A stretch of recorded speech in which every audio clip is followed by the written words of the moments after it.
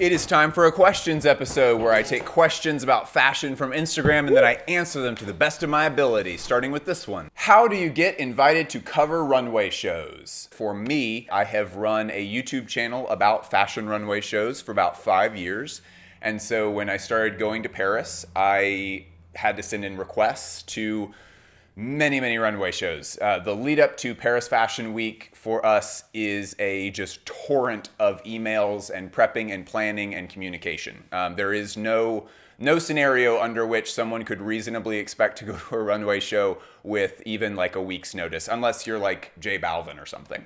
There really is not a way for the general public to get into runway shows because runway shows are thought of as an industry trade show. People who are occupying those seats need to have a reason to be in those seats. Most of that comes just from ROI, just return on investment. If a runway show costs them $1 million to make and there are 700 seats in there, you divide $1 million by 700.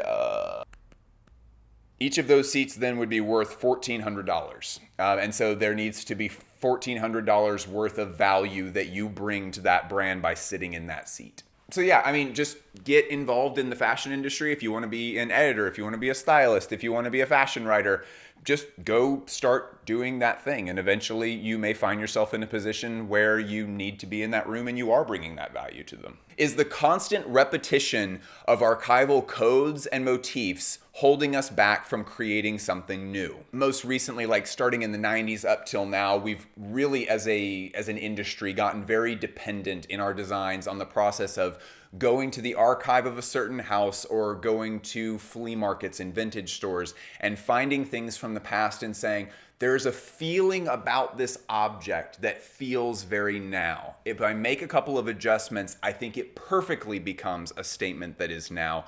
I'm gonna take this and we're going to use this here. Margiela, sorry, I've spent years studying Margiela. He's like a point of reference for everything for me. Margiela did this unendingly. I mean, he would sometimes just take flea market clothes, dip dye them in something and be like, that's my collection. And yes, I think there are some situations where people depend on that system so heavily that they are not really contributing enough of themselves to it. And sometimes that stuff works great. It just kind of depends on what your goals are and what the zeitgeist is feeling and who you are as a designer. But I mean, there are lots of examples of designers that have noticed, I think, what you're noticing, and they're just trying to break from it completely. When I did an interview with Nicolas de Felice, the head designer at Courreges, he told me, and this was in the recent Paris Fashion Week video that we did. We also have an extended interview with him coming out on the Patreon really soon. He said that they have a really healthy relationship with the archive, but he said, we do not copy anything.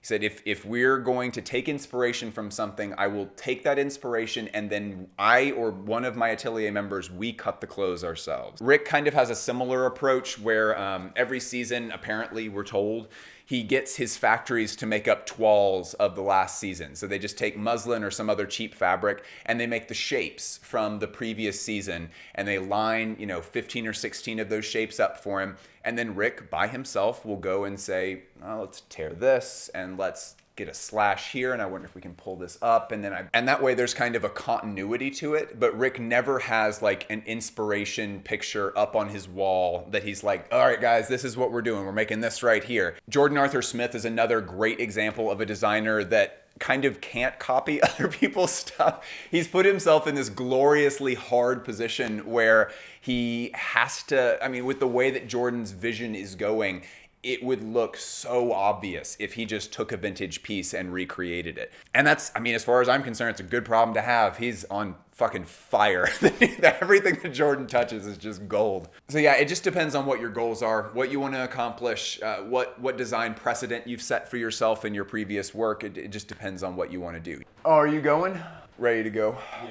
No one's going to talk about how I'm wearing 3 different color blacks on the same suit, okay? Nobody's going to talk about that. I don't even think me in the comments. I don't even think that camera can pick it up. No one roast me in the comments. No one roast Isaac, please.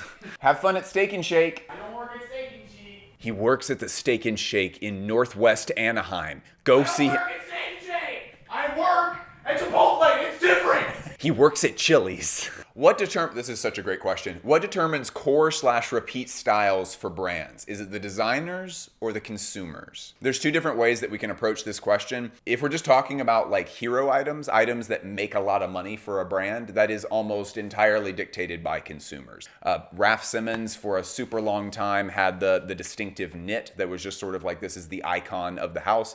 Those sweaters made them a ton of money. Valentino has this thing with the spikes. So sometimes it's motif, sometimes it's a specific piece that's mostly dictated by consumers. Now what's really interesting is the difference between what a designer pushes out for their own brand and what an audience resonates with. Like Helmut Lang, for example. The vision of Helmut Lang that is mostly survived after he left the house is not really an accurate reflection of what Helmut Lang was sending down the runway and actually making his brand. It was a lot more complicated, a lot more multifaceted than what most archive Instagram pages would have you believe. When you actually go back and look at Helmut's runways, they were pretty different. And so in that case, the audience has kind of dictated that, like, oh, the brand is like this. And in cases like that, I feel like it's really, really important to return back to the original work. And then you often will find that the audience has way watered down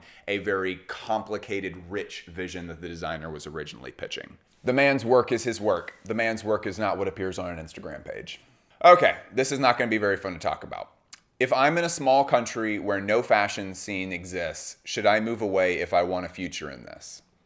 The honest answer is probably yes. I am super lucky in that I have been able to bypass a lot of that. I do not live in an area where fashion is of any importance or has any scene whatsoever. I've been really lucky in that I've been able to do most of this from this small town in the middle of nowhere.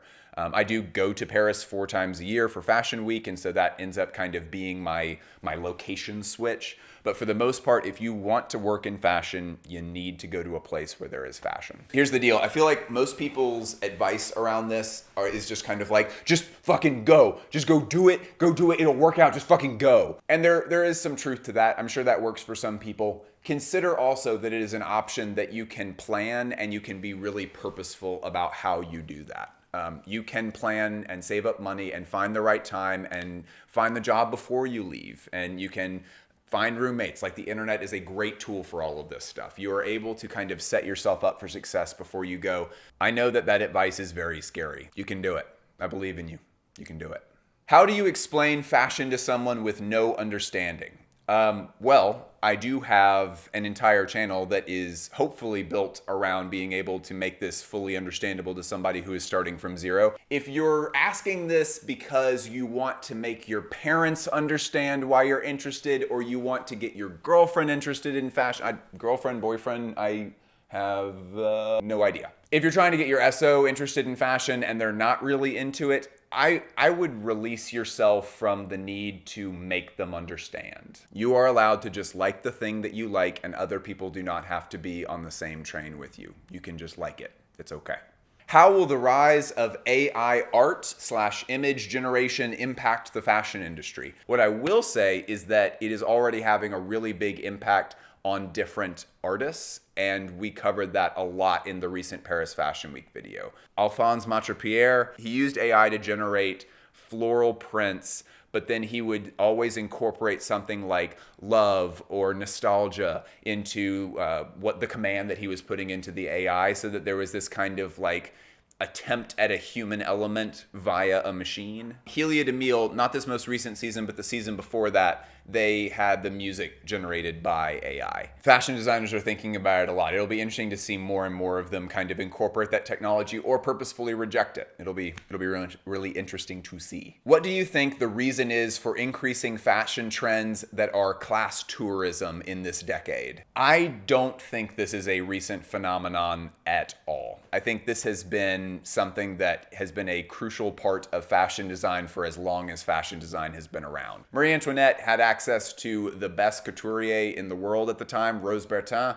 who I think we have a portrait of. Marie Antoinette could literally have anything she wanted clothing-wise. About halfway between when she became queen and when she got assassinated, she just wanted stuff that looked like milkmaid outfits and just like working class stuff, so that she could escape all of the frivolity and the like lavishness of wealth. In the 90s, the whole grunge thing, like that was very much a class tourism type of thing. A lot of people got really offended that Marc Jacobs would dare to do a grunge collection, because how dare you make something out of nice materials when the spirit of this is about dirty, ugly thrift store clothes. It's supposed to be ugly, Marc Jacobs. This desire to take inspiration from other economic classes, it's just always been the case. And yeah, there's definitely ways that that can be offensive and not something that is done in an appropriate way.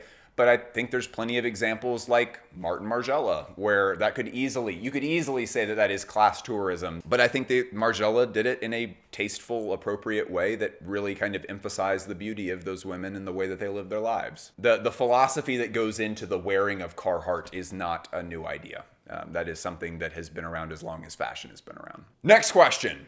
As a designer, how do I understand if my designs are good and how much my job is worth it if I was working for someone else? There's a lot of self-doubt that goes into making something yourself. I don't sew, but I'm definitely creating a lot of things. And so in that bit of mutual experience that you and I have together, I can tell you that I also feel an enormous amount of self-doubt. And the question of, is this worth it? Am I contributing anything? Is this even good? These are questions that come up in my mind all the time, and those are healthy questions for you to be having. What is not a productive question for you to be asking yourself is, am I good enough to be making art? You are. The fact that you're making things, that right there qualifies you to continue to make things. I would really encourage you to read a couple of different books. Both of them are really, really short. The first one is The War of Art by Steven Pressfield. Anybody who has watched this channel a bunch has heard me recommend this book a billion times. And then there is a book about creativity specifically by Rick Rubin that just came out. Rick Rubin's book, which is called The Creative Act. I'm just about to finish it. I'm 14 minutes away. But I reread The War of Art every 6 months or so. That book is invaluable.